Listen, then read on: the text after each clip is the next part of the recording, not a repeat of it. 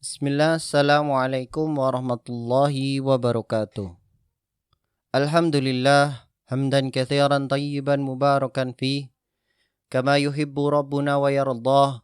Asyhadu an la ilaha illallah wahdahu la syarika lah, wa asyhadu anna Muhammadan abduhu wa rasuluh.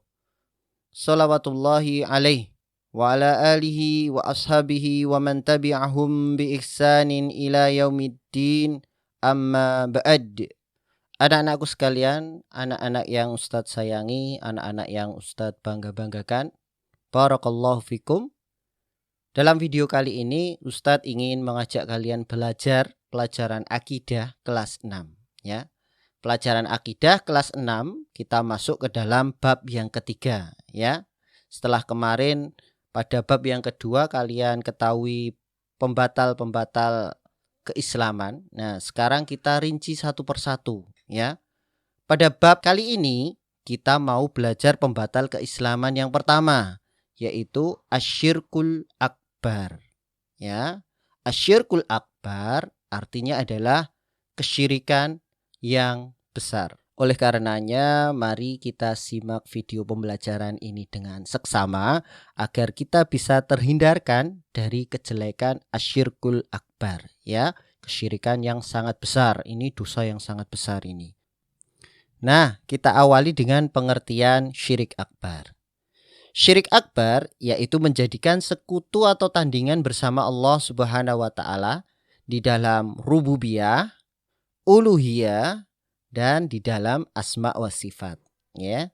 Satu lagi, syirik akbar yaitu menjadikan sekutu atau tandingan bersama Allah Subhanahu wa taala dalam perkara rububiyah, dalam perkara uluhiyah, dan di dalam perkara asma wa sifat Allah Subhanahu wa taala.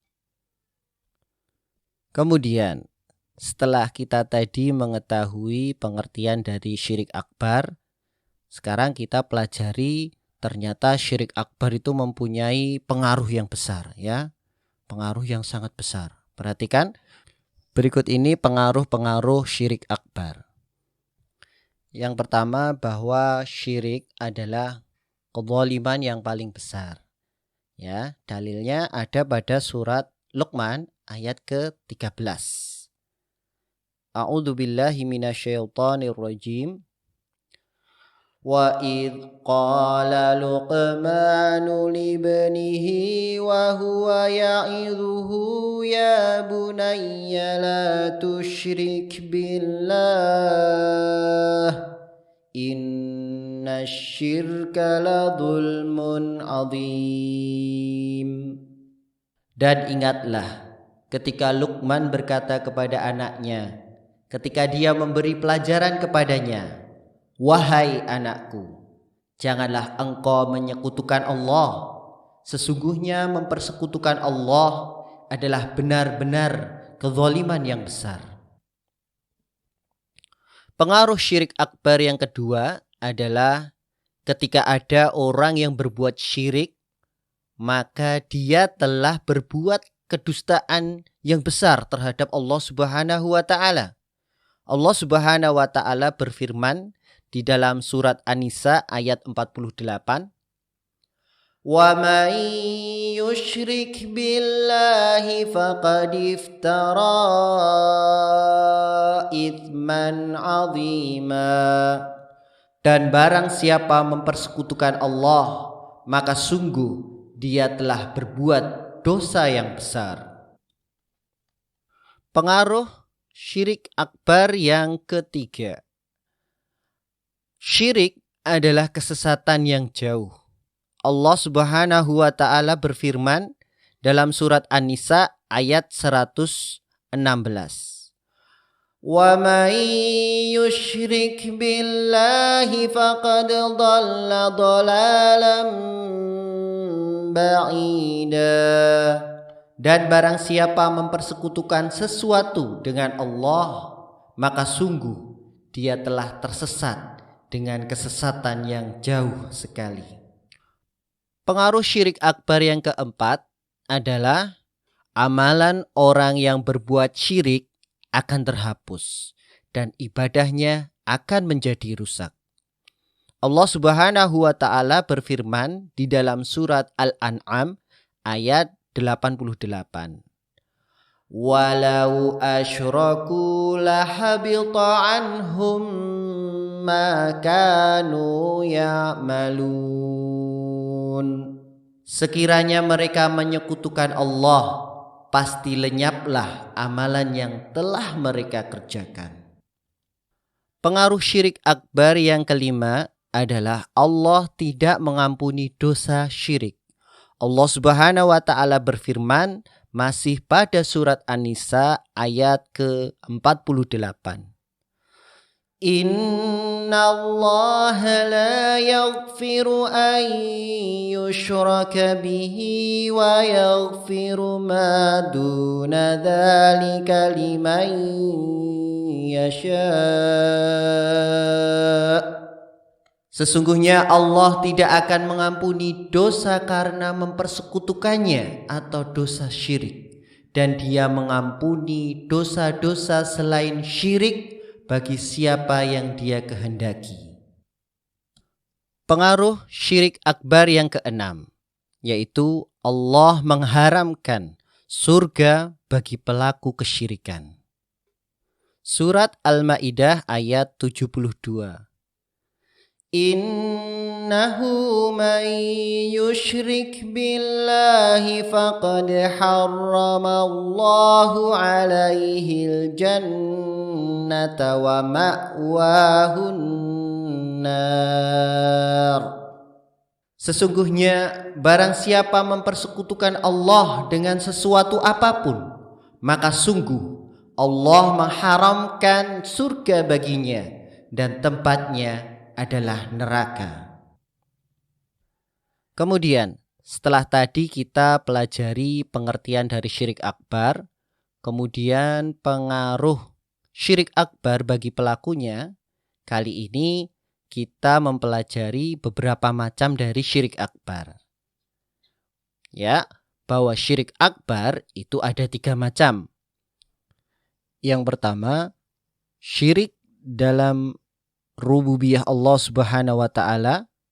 Kemudian yang kedua, syirik dalam uluhiyah Allah Subhanahu wa taala. Dan yang ketiga, syirik dalam asma wa sifat Allah Subhanahu wa taala.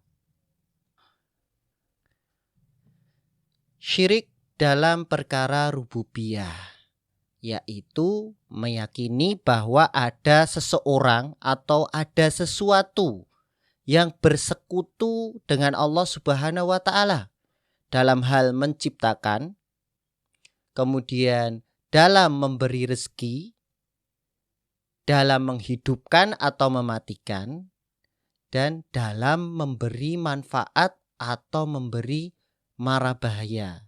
Ya, ini adalah pengertian syirik dalam perkara rububiyah. Ustadz ulang. Syirik dalam perkara rububiyah yaitu meyakini bahwa ada seseorang atau sesuatu yang bersekutu dengan Allah dalam hal penciptaan, memberi rezeki, menghidupkan atau mematikan, dan dalam memberi manfaat serta bahaya.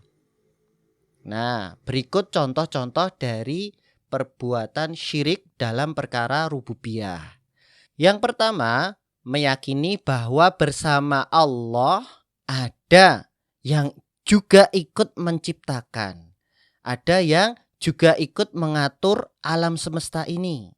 Nah, yang kedua, meyakini bahwa ada orang yang juga mengetahui perkara gaib, ya, yang juga mengetahui ilmu gaib, ya.